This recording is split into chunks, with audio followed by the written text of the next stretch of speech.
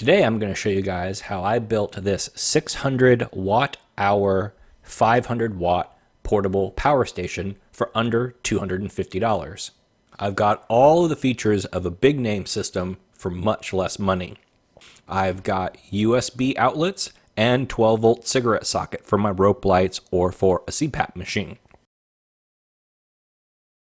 I've also added some high current terminals on the other side for 12-volt equipment. Here's all the pieces. This is pretty straightforward. I've got this toolbox that I found at Home Depot for $10. A nice tool to have here is this step bit. The USB sockets are a very weird size and they don't fit a normal drill bit. First thing I'm going to do here is mark out with some blue painter's tape on the back where I'm going to put the inverter. And then I'm going to use my step bit to cut the holes for the USB and 12-volt socket inserts on the front. Just go really slow. You can't put the material back after you drill it. So do one piece at a time, check it, make the hole a little bigger, and then check it. Just go nice and easy until the inserts pop in.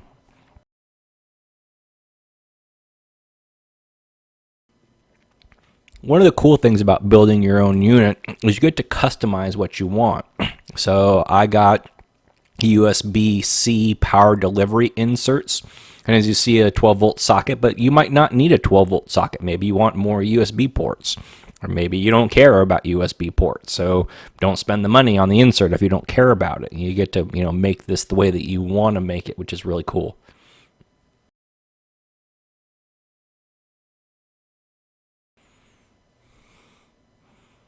And now I'm putting the nut on the back side and tightening it down.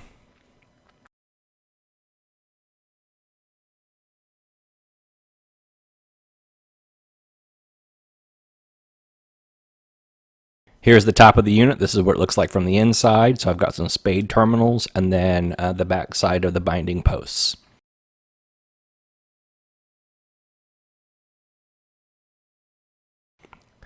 Now I'm putting some Velcro down onto the bottom of the toolbox to drop the battery onto to stop it from sliding around.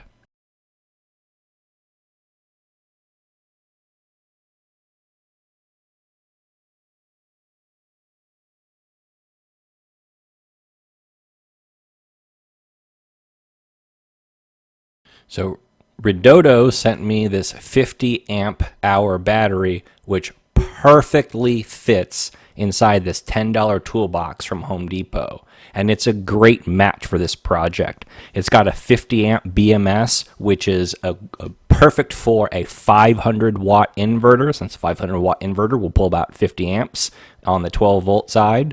It's really lightweight. And is got a lot of power in a really small package. So this is just a great fit. So thank you to Redodo for sending this to me. I'm really happy with how it works out on this project. So now I'm going to drill the holes on the back side where I marked for the inverter.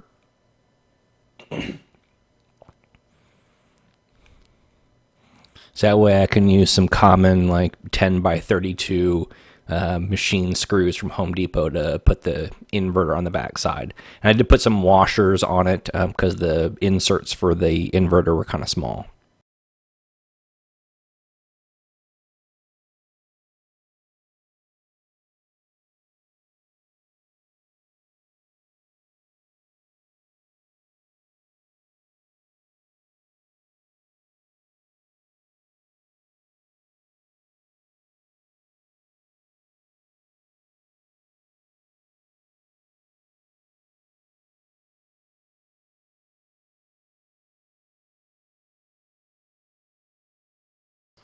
And then the battery just drops right on top and it fits perfectly in between those bolts. You can see it fits just right in there. I got lucky there.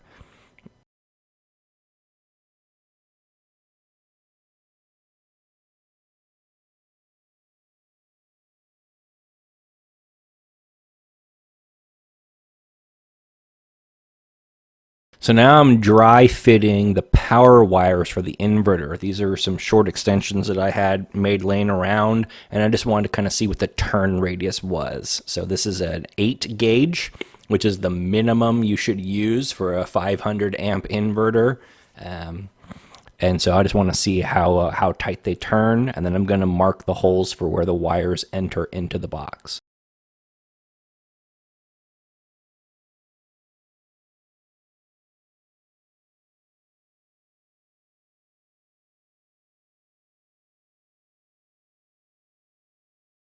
So I have another step bit that goes up to about a 1/2 inch. This came in a kit from Harbor Freight probably, and it's really nice to make small holes just slightly bigger so I can go nice and easy, and they're nice for popping through soft plastic. So just drilled those out and made them just big enough to get the 8 gauge to pass through.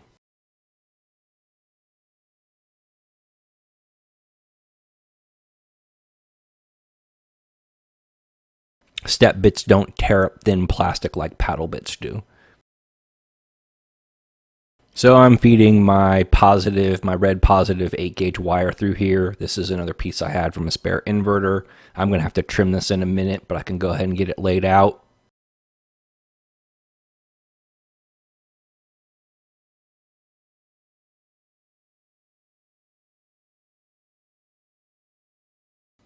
And you'll see it's way too long, so I'm just going to route the wires.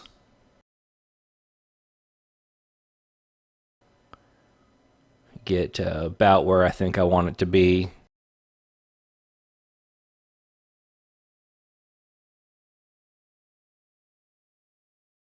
So there's an M8 8 gauge crimp terminal. Now a couple little tricks.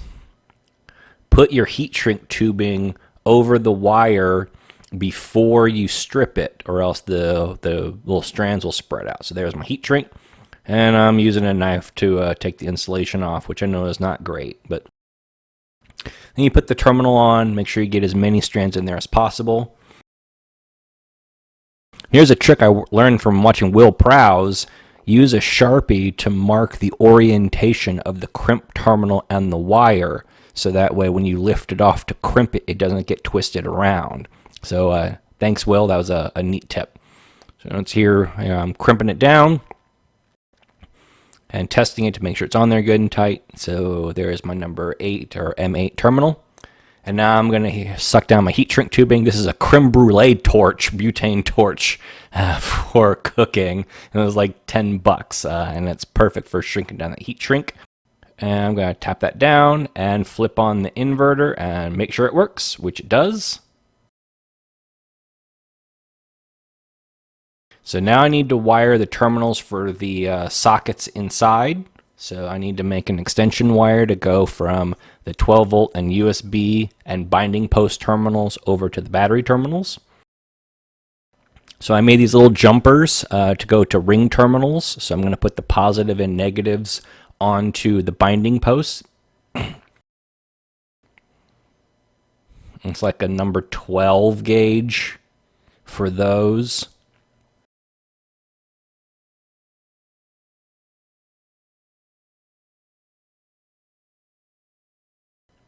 And I'm just going to put the screws on just to hold them in place. So there's my positive and negative from my inserts up front.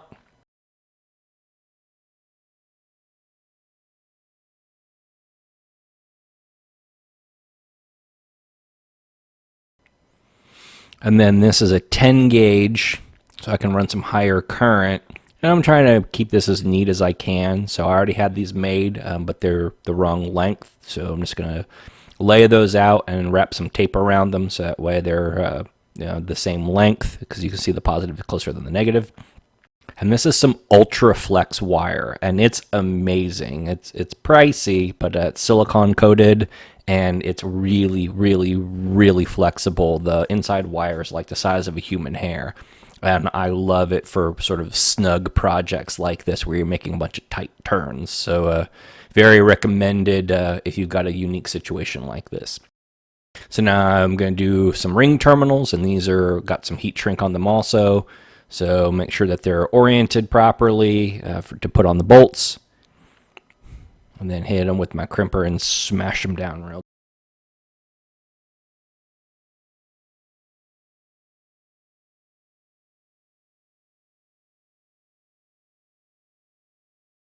And then hit them with my torch to shrink down the heat shrink, which also helps hold them securely. And there's my positive. I'll shrink that one down.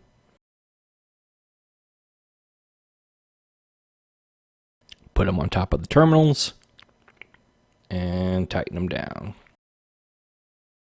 Put another little piece of tape to stop the wires from spreading out, and this is just purely cosmetic. Now, something you guys might notice is there's no power switch on this system. Power switches, everyone's got those great big red turn knobs, which I have one, and I thought about stuffing inside this box. There's nothing really pulling any power out of this. You can turn the light off the front of the USB port, and the inverter turns off, so the parasitic draw is really, really, really small. If I have any great issue with storing something for a long period of time, I'll just disconnect the battery. It's just one screw. I'll disconnect the positive side of the battery terminal. So here it is. Here is the completed system. Now, something you might notice here is that the unit doesn't have a charger in it anywhere. But this will let you decide how you want to charge a thing. So this is a Noco 1 amp charger, which I use for all sorts of different battery projects. And yeah, it's slow. 1 amp will take, 2 days to charge this thing, but up unit. So I don't really care if it takes forever to charge. I'm just going to plug it into the wall, open it up, and clip my little alligator clips to the battery terminals on the top, or I could clip onto the binding post in the front. Not a big deal.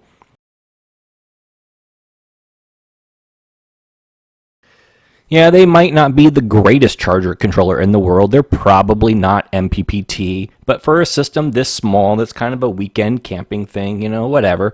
So we got a charge controller that comes with alligator clips. So it's in this little pouch, so I just open the top and clip my gator clips onto the top of the battery. So I can save a bunch of room inside this box. I can save a bunch of money. And here we go. Here's a completed system with all the basics that you would like on it, and a 500 watt inverter will get me where I need to be. So thanks everybody, and if you enjoy this, drop a comment down below and give me a thumbs up, and we'll see you on the next one.